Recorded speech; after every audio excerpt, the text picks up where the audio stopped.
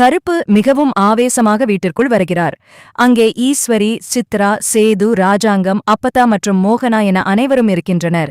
காலை முதல் காணவில்லையே என்று கேட்ட ராஜாங்கத்திடம் ஒரு முக்கியமான வேலையாக வெளியே சென்றதாக கூறுகிறார். ஈஸ்வரி வழக்கம் போல ஏளனமாக பேச, அக்கா நிறுத்துங்க என்று கருப்பு ஆவேசமாக சத்தம் போடுகிறார். சேதுவை பார்த்து, உனக்கு மனசாட்சியே இல்லையா? தனத்திற்கு ஆபத்து என்று தெரிந்தும் எப்படி கண்டும் காணாமல் வந்தாய் என்று கேட்கிறார். அதற்குச் சேது, தமிழ் செல்வி குடும்பத்திற்காக நான் ஏன் உதவ வேண்டும் என்று அலட்சியமாக பேசுகிறார். இதைக் கேட்டு ஆத்திரமடைந்த கருப்பு, தனத்தை காப்பாற்ற வந்த அவளுடைய அப்பா செல்லப்பாண்டியை ரவுடிகள் அரிவாளால் வெட்டிவிட்டார்கள் என்றும் அவர் இப்போது உயிருக்கு போராடிக் கொண்டிருக்கிறார் என்றும் கூறுகிறார். இதைக் கேட்டு ஈஸ்வரியும் சித்ராவும் உள்ளூர மகிழ்ச்சியடைய சேது அதிர்ச்சியில் உரைகிறார்.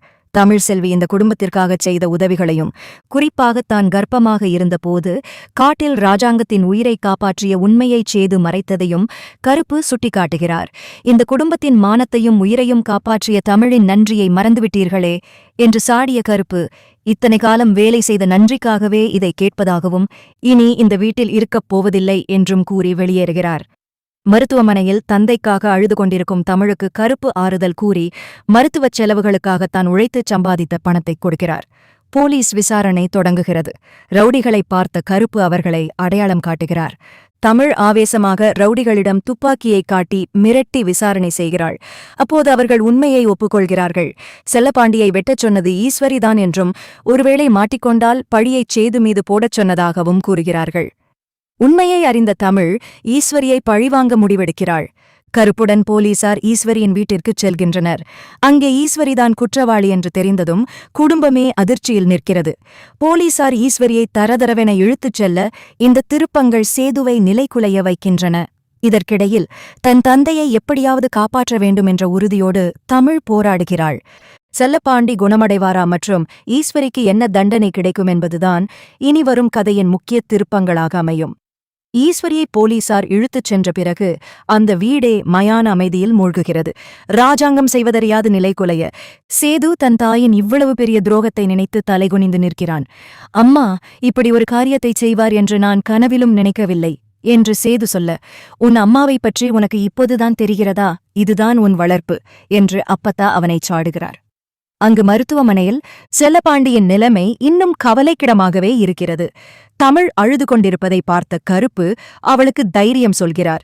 அப்போது அங்கு வரும் போலீஸ் அதிகாரி, ஈஸ்வரியை கைது செய்துவிட்டோம், அவளுடைய வாக்குமூலமும் ரவுடிகளின் சாட்சியும் நமக்கு வலுவாக இருக்கிறது, கவலைப்படாதீர்கள் தமிழ், சட்டம் தன் கடமையைச் செய்யும் என்கிறார். இதற்கிடையில் ஈஸ்வரியை ஜாமீனில் எடுக்க ராஜாங்கம் வழக்கறிஞர்களுடன் பேசுகிறார். ஆனால் தமிழ் கொடுத்த புகாரும் துப்பாக்கி முனையில் ரவுடிகள் கொடுத்த வாக்குமூலமும் ஈஸ்வரிக்கு எதிராக திரும்புகிறது. இதையறிந்த தமிழ் நேராக தனது மாமனார் ராஜாங்கத்தின் வீட்டிற்கு வருகிறாள். அவளை பார்த்ததும் சித்ரா கோபப்பட, இனி யாராவது என் குடும்பத்தை பற்றி பேசினால் விளைவுகள் மோசமாக இருக்கும், என் அப்பாவுக்கு ஏதாவது ஒன்று நடந்தால் இந்த வீட்டில் ஒருவரையும் சும்மா விடமாட்டேன் என்று எச்சரிக்கிறாள். சேது தமிழை பார்க்க வர அவனை பார்க்க மறுக்கும் தமிழ், உதவி செய்யாவிட்டாலும் பரவாயில்லை, ஆனால் என் அப்பாவை கொல்லத் துணிந்த உங்கள் அம்மாவை நான் மன்னிக்கவே மாட்டேன் என்று முகத்தில் அடித்தாற்போல் கூறுகிறாள். கருப்பு இப்போது தமிழின் குடும்பத்திற்கு ஒரு பாதுகாப்பு கவசமாக மாறுகிறார். திடீரென மருத்துவமனையிலிருந்து ஒரு செய்தி வருகிறது. செல்லப்பாண்டிக்கு நினைவு திரும்பிவிட்டதாகவும் அவர் ஏதோ சொல்ல முயற்சிப்பதாகவும் மருத்துவர்கள் கூறுகிறார்கள். தமிழ் ஓடிச் சென்று பார்க்கிறாள். செல்லப்பாண்டி திக்கித் திணறி, அந்த தாக்குதலின் பின்னணியில் ஈஸ்வரி மட்டுமில்லை, இன்னும் ஒரு பெரிய அரசியல் சதி ஒளிந்திருப்பதாக கூறுகிறார். அந்த நபர் யார், ஈஸ்வரிக்கு தூண்டுதலாக இருந்தது யார் என்பது அடுத்த கட்ட பரபரப்பான திருப்பமாக மாறுகிறது. செல்லப்பாண்டி சொன்ன அந்த வார்த்தைகள் தமிழை நிலைகுலைய வைக்கின்றன. ஈஸ்வரி மட்டும் இதற்கு காரணமல்ல, அவருக்கு பின்னால் யாரோ ஒரு பெரிய மனிதர் இருக்கிறார் என்பது உறுதியாகிறது. தமிழ் அந்த நபரை தேடி புறப்படத் தயாராகிறாள். ராஜாங்கம் தன் மகனை அழைத்து, சேது, உங்க அம்மா செய்தது பெரிய தப்பு, ஆனால் இந்த குடும்பத்தோட மானம் இப்ப போலீஸ் ஸ்டேஷன்ல நிக்குது, எப்படியாவது தமிழ்கிட்ட பேசி கேஸை வாபஸ் வாங்கச் சொல்லு என்று கெஞ்சுகிறார். சேதுவும் வேறு வழியில்லாமல் மருத்துவமனைக்குச் சென்று தமிழைச் சந்திக்கிறான்.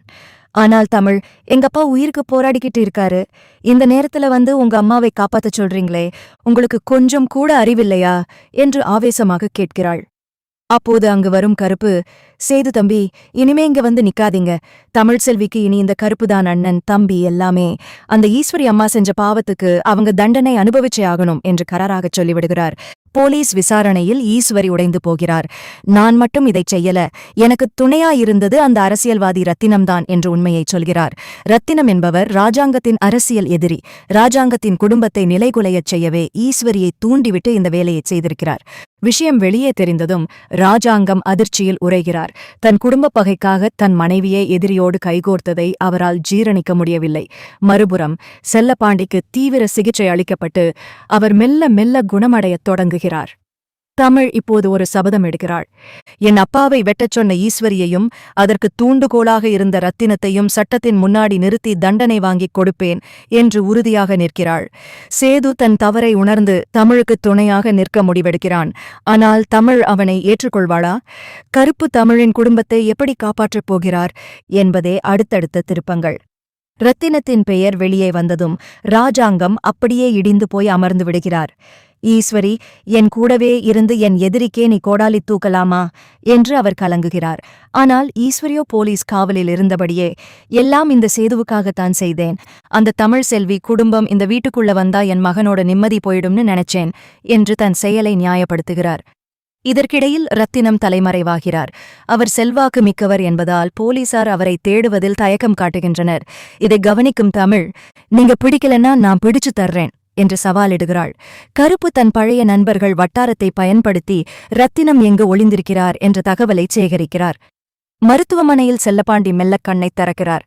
அவர் தமிழை பார்த்து, அம்மா, அந்த ஈஸ்வரி மேல எனக்கு கோபம் இல்லை, ஆனா நம்ம குடும்பம் கஷ்டப்படக்கூடாது, நீ தைரியமா இரு என்று தழுதழுக்கிறார்.